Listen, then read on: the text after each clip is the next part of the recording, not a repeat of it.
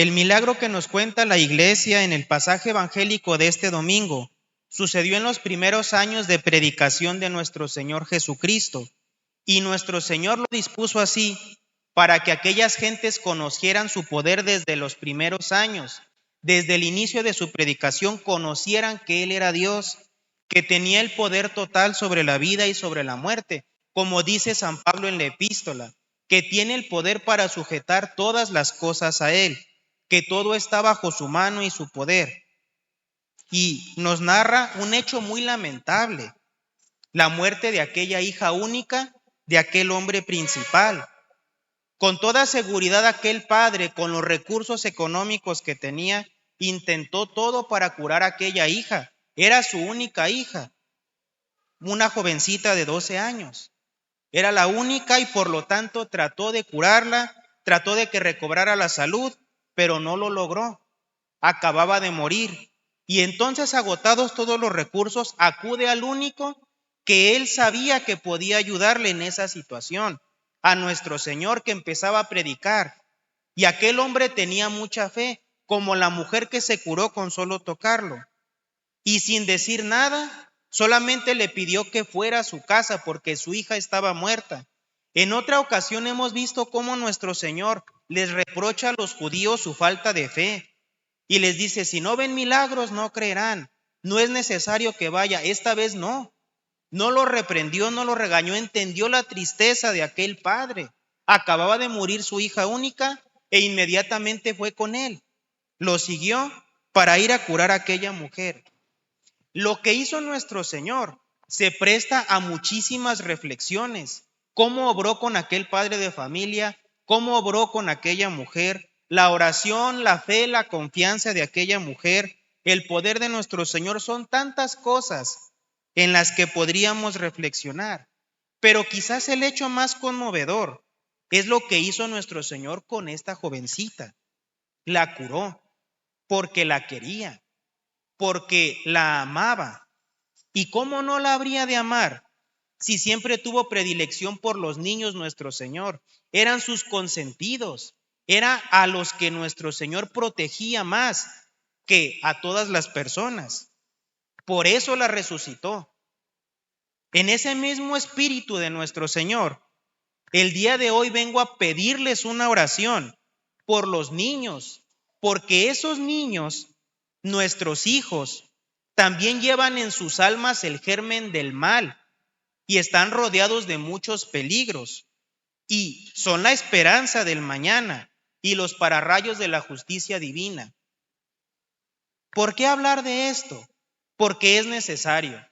Muchas veces no reflexionamos en la terrible responsabilidad que Dios nos da cuando nos confía a sus hijos, porque los niños son hijos de Dios y nos los confía, nos lo deja a nuestro cuidado y está la terrible alternativa de echarlos a perder. Un delincuente, un joven, un hombre pervertido no nació así. Fue un niño puro y limpio. Y en algún momento Dios se lo confió a dos padres de familia. Y ellos no supieron qué hacer o no quisieron hacer lo que Dios les pidió. Por eso debemos hablar de este tema y reflexionar seriamente. Porque no pensamos como los santos, pensamos como los hombres. Se cuenta del mártir San Leónidas, que era padre de familia y tenía un hijo al que le llamó Orígenes. Aquel hijo con el tiempo llegó a ser un grande sabio, uno de los sabios más grandes que ha ilustrado a la iglesia. Pues bien, este padre de familia tenía una costumbre. Por las tardes, cuando llegaba a su casa, cansado del trabajo del campo, se acercaba a la cuna donde estaba su hijo y con ternura besaba su pecho infantil, porque decía, y con razón, que allí en ese corazón estaba el sagrario de la Santísima Trinidad. Allí vivía Dios y tenía razón, porque su hijo estaba bautizado y era un niño inocente. Él tenía plena conciencia de lo que es un niño, de la grandeza que nunca vamos a imaginar que tiene un niño. Vemos a los niños jugar, reír, cantar, brincar, y qué bueno. Eso debe de hacer un niño. Un niño debe jugar, un niño debe brincar, un niño debe reír. Son felices y qué bien. Pero ¿cuántos de estos niños no son así? ¿Cuántos de estos niños no son felices? ¿Y cuántos de estos niños están rodeados de terribles peligros? Y si no, de cualquier manera, tarde o temprano, estos niños se van a enfrentar a las tragedias y a las tentaciones. Muchas veces vemos a nuestros niños y qué bien que son felices, qué bien que están con Dios, y los niños que no. ¿Quién piensa en ellos? ¿Quién se preocupa por ellos? Dios nuestro Señor. Dios se preocupa por ellos. Jesús, nuestro Señor Jesucristo, era el amigo de los niños. Desde pequeños, desde nuestra más tierna infancia, hemos conocido esta consoladora verdad, que nuestro Señor ama a los niños. ¿Por qué los amaba? Por sus sonrisas inocentes, por su belleza, por sus ojos claros y transparentes, libres de culpa. Claro que sí, pero por sobre todo eso, los amaba porque detrás de esas frentes sin arrugas, detrás de aquellos labios que no conocen la malicia y no saben mentir, detrás de aquellos ojos que te ven con franqueza, que no están ensombrecidos por la culpa, veía su alma y veía que eran sus hijos, que son hijos de Dios. Por eso los amaba nuestro Señor Jesucristo, porque eran sus hijos. Por eso ama a los niños nuestro Señor, porque son sus hijos. Y por ellos, porque valen su sangre, porque por ellos bajó del cielo, para sentarlos a su lado en el cielo. Por eso los ama. Y Él se preocupa por ellos. ¿Qué tanto se preocupa por ellos?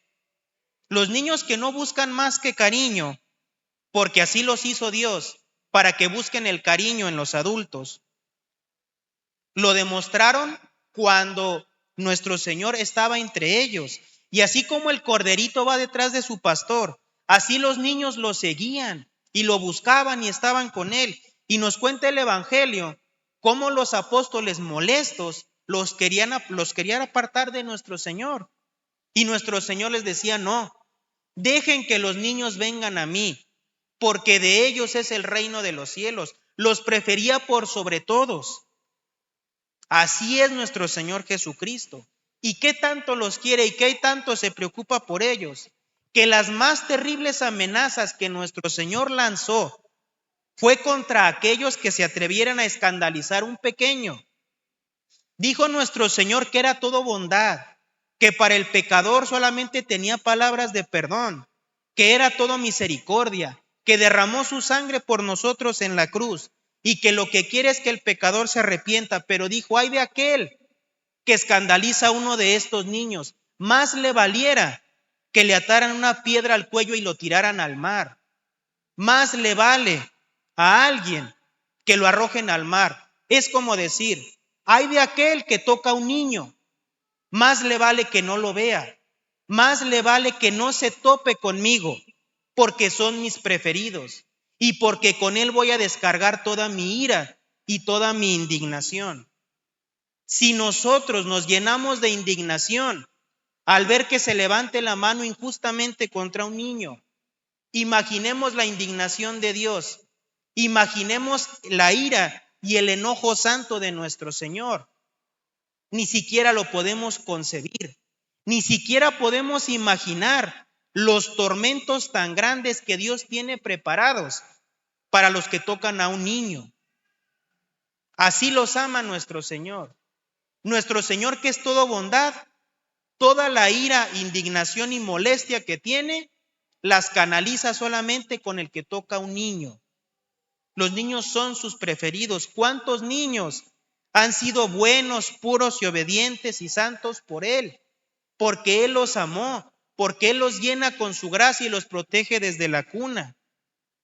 Si eso es lo que nuestro Señor piensa de los niños, así los ama, será mucho pedirles a ustedes, será mucho que Dios nos pida a nosotros que sigamos estos divinos ejemplos.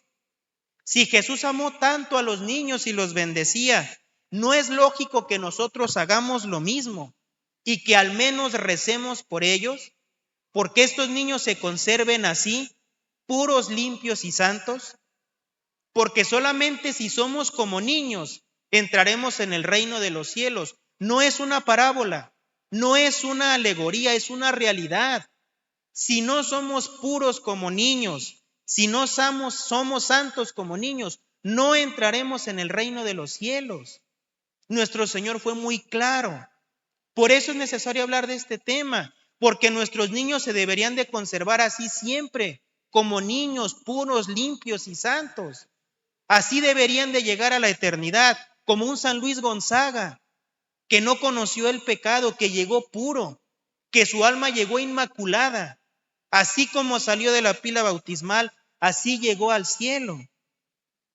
Eso es lo que debería de ser. Por eso hay que rezar mucho por los niños. Rueguen por los niños, roguemos por los niños, porque están gravemente amenazados por dentro y por fuera. Por fuera hay una sociedad monstruosa que trafica con estos angelitos, que busca pervertirlos en las escuelas, en la calle, en la sociedad, que producen películas millonarias, que invierten millones en pervertir a los niños. Hay monstruos allá afuera que vienen por sus hijos y no es una metáfora, es una realidad.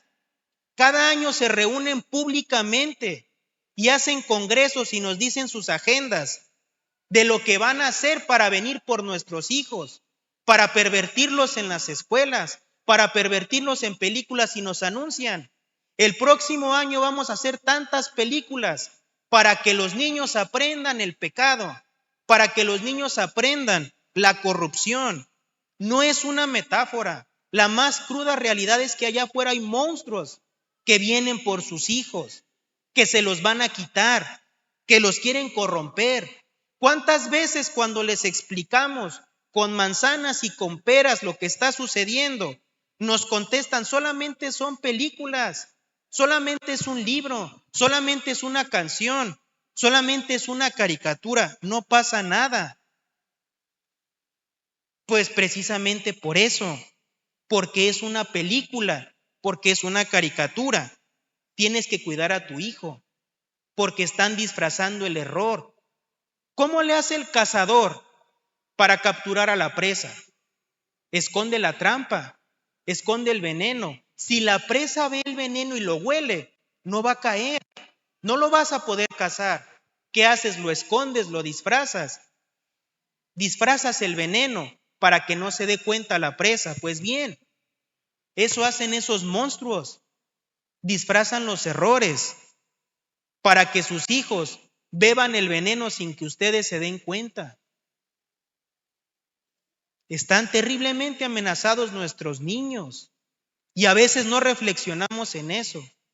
No cuidamos lo que ven, no cuidamos lo que escuchan, no cuidamos con quienes se juntan y el día de mañana nos sorprendemos porque nuestros hijos se perdieron, porque ya no tienen fe, porque no se confiesan, porque no tienen nuestras mismas creencias, porque no tienen nuestros mismos valores.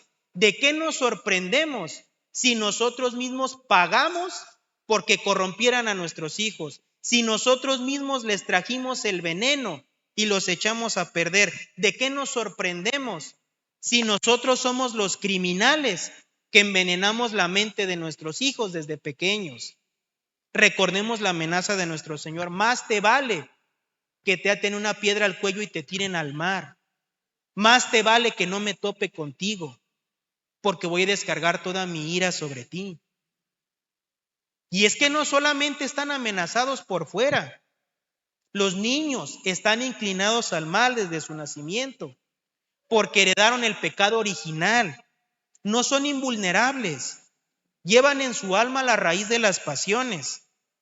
Se cuenta en la mitología griega que a cierta madre de familia los dioses le dijeron que iban a proteger a su hijo porque estaba destinado a grandes cosas, que lo llevara a cierto río y lo sumergiera ahí, de manera que el agua que tocara el cuerpo de su hijo lo iba a proteger de cualquier herida.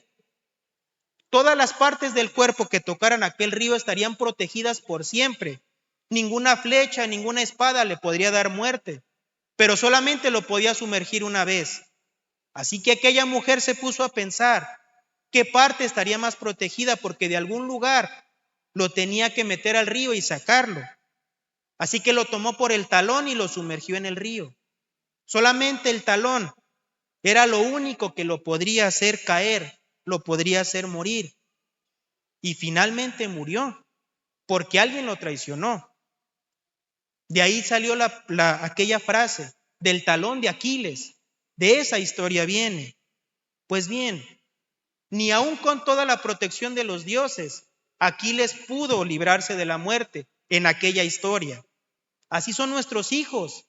La iglesia los protege con el bautismo, los sumerge en las aguas santas del Espíritu Santo, los protege con los sacramentos y sin embargo son vulnerables. Están inclinados al mal. Por eso tenemos que traerlos continuamente a los sacramentos para fortalecerlos. Deben armarlos con la mortificación. Deben enseñarles desde pequeños que no todo lo que quieren está bien, que hay cosas que ellos quieren y están mal, que son contra la ley de Dios y no las deben de seguir. Deben de enseñarles a tener modestia, a cubrir sus cuerpos, enseñarles que nadie los puede tocar, que son puros y que son santos, que nacieron para llegar al cielo. Eso les tenemos que enseñar. Les tenemos que enseñar lo que dice San Pablo en esta epístola, que no nacimos para esta tierra, que nacimos para el cielo, que crezcan sabiendo que se tienen que ganar un lugar en la eternidad. Eso tenemos que hacer, pero sobre todo debemos rezar mucho por ellos, para que llegado el momento puedan vencer las tentaciones. Solamente así podrán conservar sus almas con el perfume de la inocencia. ¿Por qué tenemos que hacer esto? Porque independientemente de que sean los preferidos de Dios y que Dios lance las amenazas más terribles contra nosotros, son la esperanza de mañana.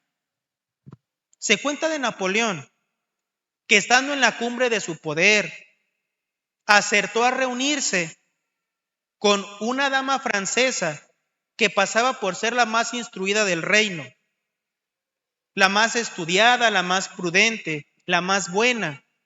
Y Napoleón, queriendo quedar bien con ella, le empezó a contar todo lo que hacía por el reino y que extendía sus ejércitos y que dictaba leyes y que creaba instituciones y que saneaba la economía. Y aquella mujer le respondió tímidamente: a mi parecer, Majestad, lo único que necesitamos para que Francia sea grande es que haya buenas madres. El emperador guardó silencio unos momentos y respondió: tiene razón, solamente las buenas madres podrán formar hombres santos y generosos, que son los que Francia necesita. Tenía razón. ¿Quién de nosotros no tiene el deseo fervoroso de un México grande, católico, libre? ¿Quién no tiene el deseo de que nuestra patria viva en prosperidad? ¿Quién no tiene el deseo de que la Iglesia Católica viva libremente en nuestro país? ¿Quién no tiene el deseo de que la corrupción termine y de que la sociedad no se disuelva? Si por México, por nuestra patria, por nuestro país, nuestros padres dieron la vida, si por conservarse la fe se tomaron las armas y se peleó hasta el último aliento de vida, si esta tierra fue regada con el sudor de nuestros padres para que pudiera prosperar, ¿quién no querrá que nuestro país llegue a esa grandeza que tanto soñamos? Pues bien, si eso es lo que queremos, si eso es lo que realmente deseamos, la esperanza de la patria está ahí, en esos niños, en las futuras generaciones. Esos niños con sus almas puras e inocentes, que no están contaminadas por nuestros odios, ni por nuestras divisiones, ni por nuestras tibiezas y cobardías, son la esperanza.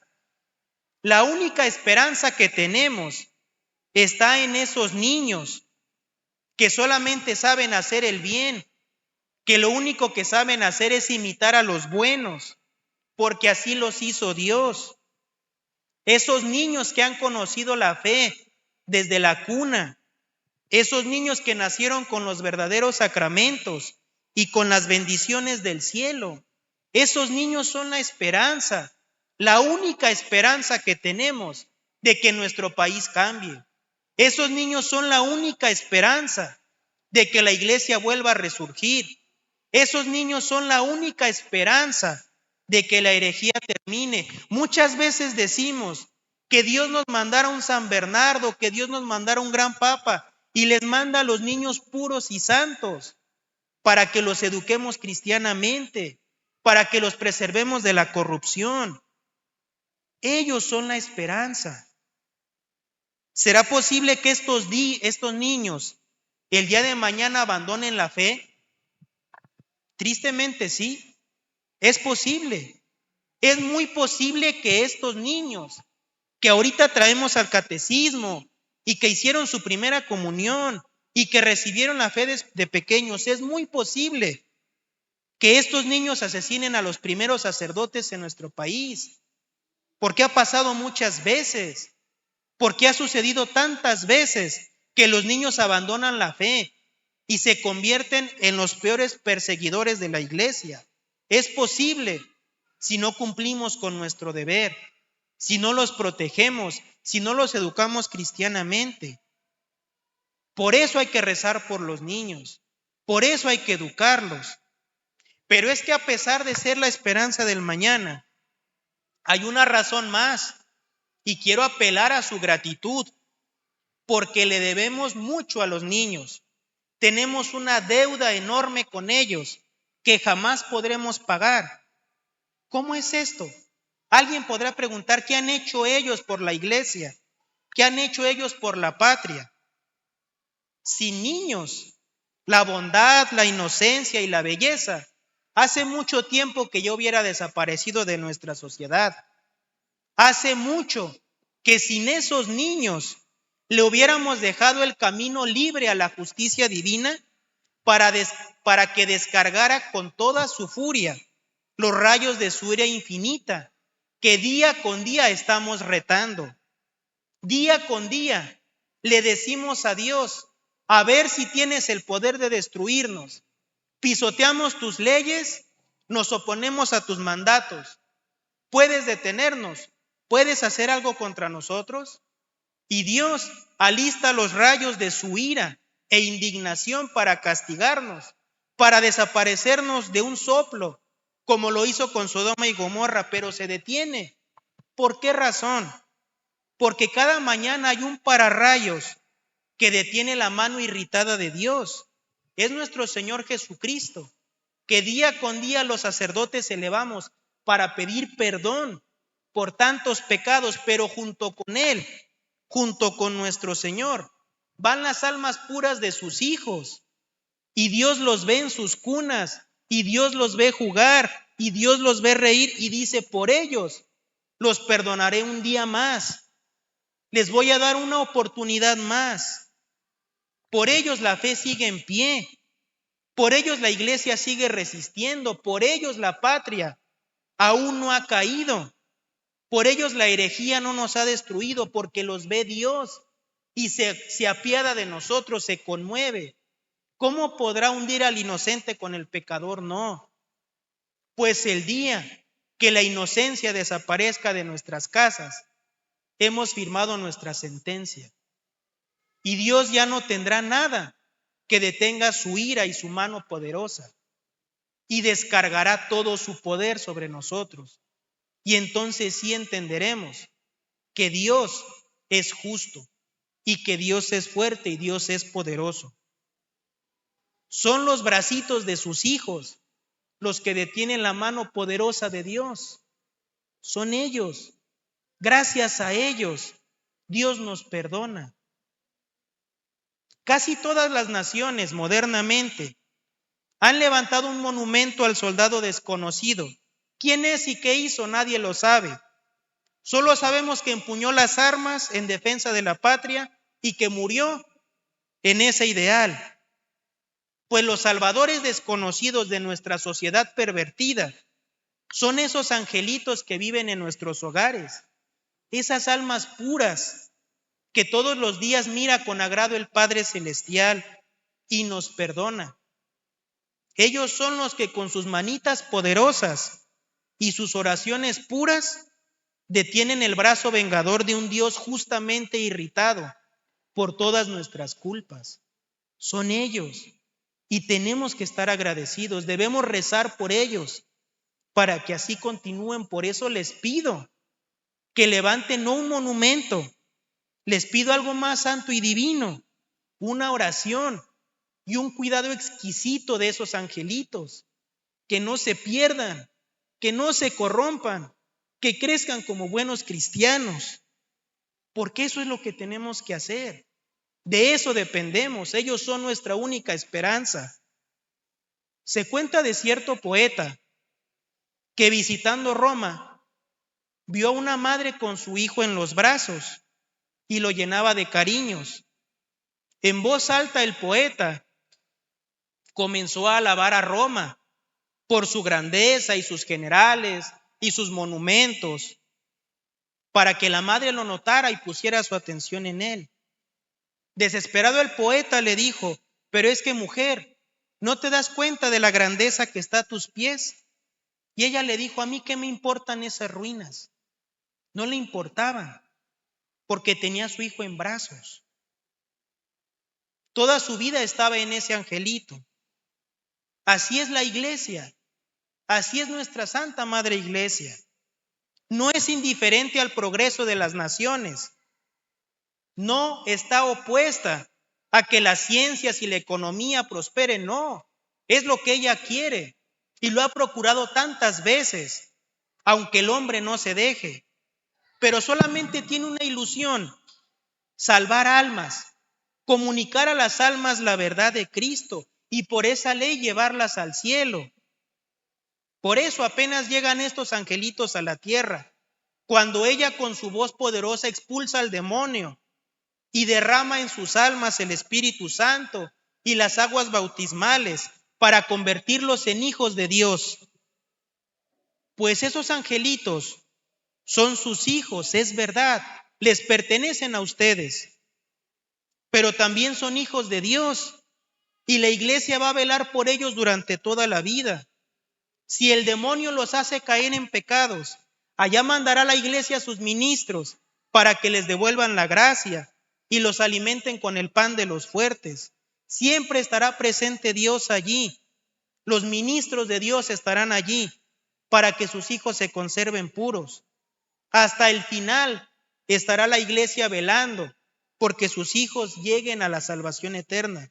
Mientras tanto, nosotros solamente tenemos que acercarlos a Dios y conservarlos puros, cuidarlos de la corrupción. Solamente tenemos que procurar que nuestros hijos vivan en paz, en la paz de la virtud, en la victoria de las pasiones, en la paz del amor a Dios, que es la entrada al cielo. Ese debe ser nuestro único deseo y en eso debemos trabajar para que junto con estos angelitos algún día Dios nos acepte en la eternidad. En el nombre del Padre y del Hijo y del Espíritu Santo. Amén.